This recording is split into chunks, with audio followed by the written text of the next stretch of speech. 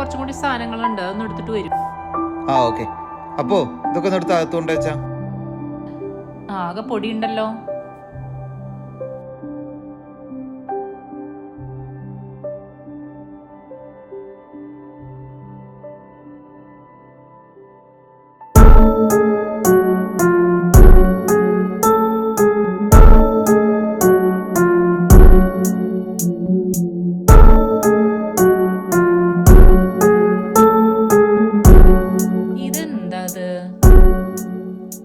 ഏട്ടാ,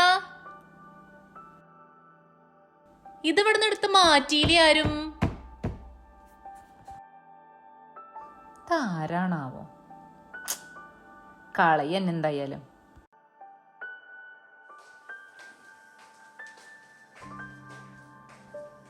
ഇതെന്താ ഇത്?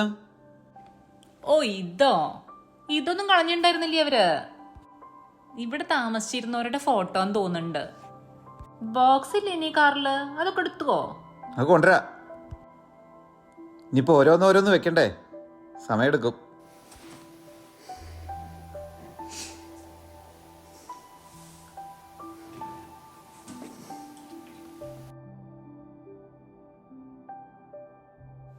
ഉഫ്, 2 ദിവസം ആകെ ടയർഡായി.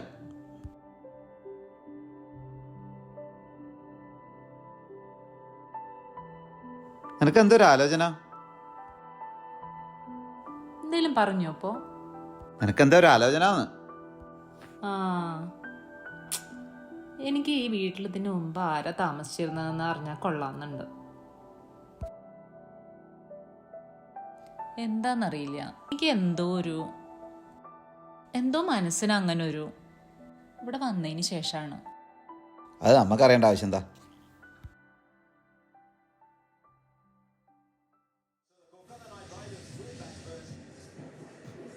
അതെ, ഞാൻ നൈബർ ലേഡിയെ കണ്ടിരുന്നു. ഞാൻ ചോദിച്ചു, എന്ത് ഇവിടെ ആരാ താമസിച്ചിരുന്നേന്ന്?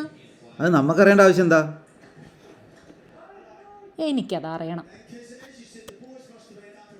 വേറെന്തൊക്കെ ചോദിക്കാണ്ട്? അപ്പൂൻ്റെ സ്കൂളിൽ ആരൊക്കെ പോണു? ആരൊക്കെയുണ്ട് ഈ പരിസരത്ത്?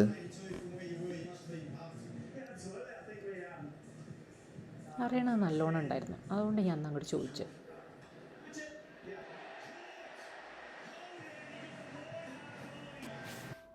ഷീല, അതായിരുന്നു അവരുടെ പേര്. ആ നൈബർ ലേഡിയും ഷീലയും സുഹൃത്തുക്കളായിരുന്നു. ഷീല ഒരു നല്ല ആർട്ടിസ്റ്റായിരുന്നു. അവർ കുറേ പടങ്ങളൊക്കെ വരയ്ക്കുമായിരുന്നു എന്ന് പറഞ്ഞു. അവർക്കൊരു മകനുണ്ടായിരുന്നു. എനിക്ക് തോന്നണു നമ്മുടെയൊക്കെ മോൻ്റെ പ്രായമാണെന്ന് തോന്നണു. അവരുടെ ഹസ്ബൻഡും എന്തൊക്കെയോ പ്രശ്നങ്ങളായി, പിന്നെ ഡിവോഴ്സായി എന്ന് പറഞ്ഞു. അതിനുശേഷം ഷീലയും മകനും മാത്രമായി. ഇവിടെയായിരുന്നു അവർ താമസിച്ചിട്ടുണ്ടായിരുന്നത്. പിന്നെ ഷീലയ്ക്ക് എന്തോ അസുഖമായിരുന്നു അത്രേ. അവർ പറഞ്ഞതാ, അസുഖം കൂടി, പിന്നെ അവർ മരിച്ചു. അസുഖം കൂടിയാ മരിച്ചേ. ഇവിടുന്നാ മരിച്ചേ. ഇവിടെ വെച്ച്, ഈ റൂമിൽ വെച്ചാ മരിച്ചേ.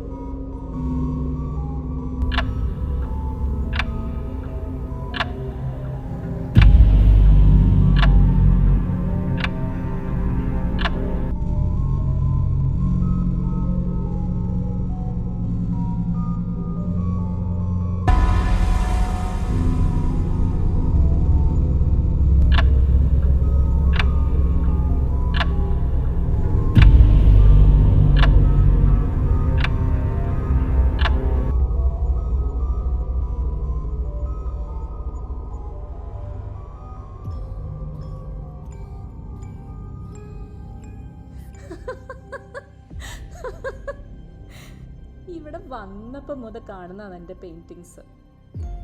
എല്ലായിടത്തും എൻ്റെ ഫോട്ടോ.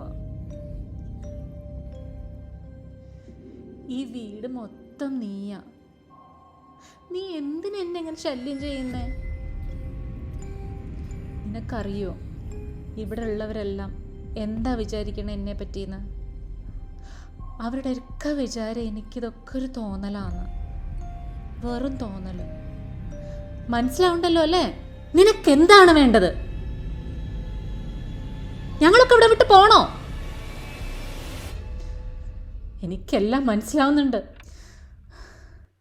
ഇത് എൻ്റെ ഓർമ്മകൾ നിറഞ്ഞു നിൽക്കുന്ന വീടാണല്ലേ. ഓർമ്മകളല്ലേ നമ്മളെയൊക്കെ മുന്നോട്ട് നയിക്കുന്നത്.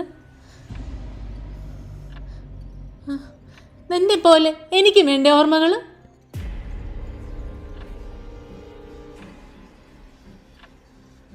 ഒരു വീട് വെറും കല്ലും മണ്ണും ഇഷ്ടിയും കൊണ്ട് നിർമ്മിച്ചൊന്നുമല്ല. അവിടെ താമസിക്കുന്നവരുടെ നിമിഷങ്ങളാണ് ആ വീടിനെ വീടാക്കുന്നത്. നീ പോയതല്ലേ, പിന്നെ എന്തിനാണ് തിരികെ വന്നത്? ഇപ്പൊ ഞാൻ അല്ലാതായിരിക്കണോ?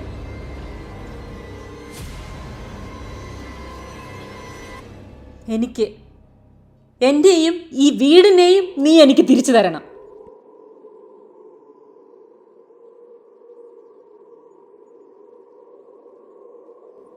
നിനക്കെന്താ പറ്റിയേ? ഒന്ന് കിടന്നാ. നാളെ ഒരു ഡോക്ടറെ കാണണം. ഇത് കുറേ ദിവസമായി. വാ, കുറേ ദിവസമായി ഞാനിത് സഹിക്കണു. വാ, വന്ന് കിടക്കുന്നേ.